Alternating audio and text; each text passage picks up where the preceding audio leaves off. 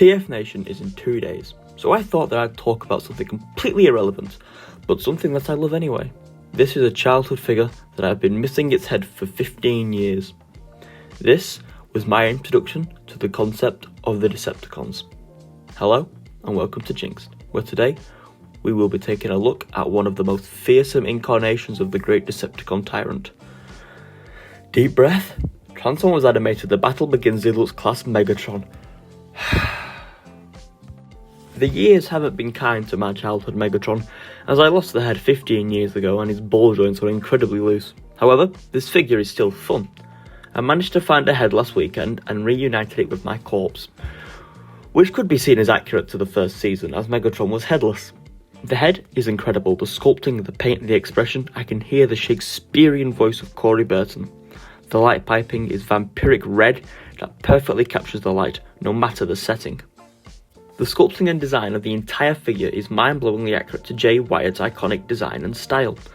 Animated's toy line was mind-blowing, as Derek J. Wyatt had such a complicated style, and yet each figure captured his vision perfectly, and this isn't an exception. The sharp angles, the colours, and the shapes all feel like they came from screen.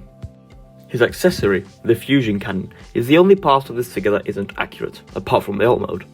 The actual cannon is accurate even if it's got the red facing the wrong way. It's just the cockpit that isn't. But young me didn't care, and I still don't. It can also transform into a sword, if you can even think about calling it that. No script for the articulation, as, well, it's awkward to film with a script looking at your phone or whatever it is, and we know the drill by now anyway. So the head can spin a full 360 and pop off, which is probably how I lost the head originally. And if you want to make him accurate to the rest of the season, there we go. Accuracy. Put his fusion cannon back on. Put his head back on as well. So his head does load with full 360, so be very careful. The arms, full 360 again. They can even go up or down. Just mainly the transformation, they can go all the way up. But you've got to turn them that way. Once again for transformation. Full 360 at the bicep, which surprisingly, after, how long have I had this for now? 16 years, I think. I've had it for 16 years. No problems with any of the clear plastic. Why can't they use the same clear plastic as they did for animated? A weird elbow because you've got a joint at the top, which doesn't really add much, and then you've got so you get more than 90, but it's not that much. And if you just use the bottom one, you can still get the same amount. It just doesn't look as good as when you use the top one. Now he has a waist swivel, if you can even call it that, because of the stupid gimmick that even young me hated. So get the arm like that, or just keep it like that. Turn the head, and he does that weird punching thing that even Optimus Prime did, and I was never a fan of gimmicks, even as a kid, because I just wanted plain simple old toys.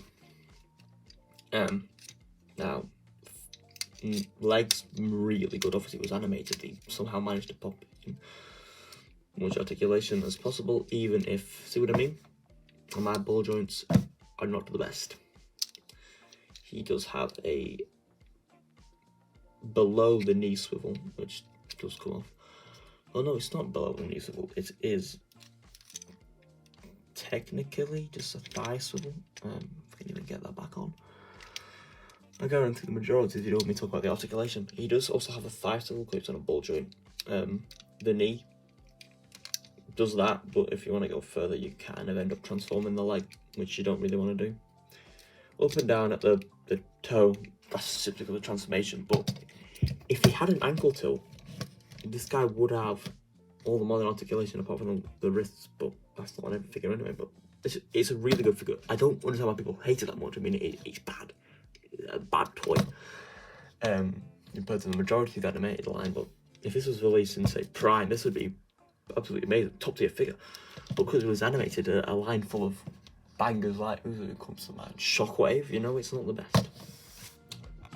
The transformation is simple, but nothing at the torso tabs in. but it all lends into this Cybertronian jet, which looks amazing even if it isn't accurate. It feels like something Megatron will turn into. The shaping and colours all give the impression of his Cybertronian alt mode from Transform and Rollout Part 1, but the front is wrong. However, you and me didn't care, and I still don't, as this looks and feels great.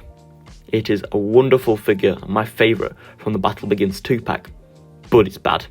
It's not for the casual fan, but more for the TFA fan or someone carded with nostalgia, which I am both.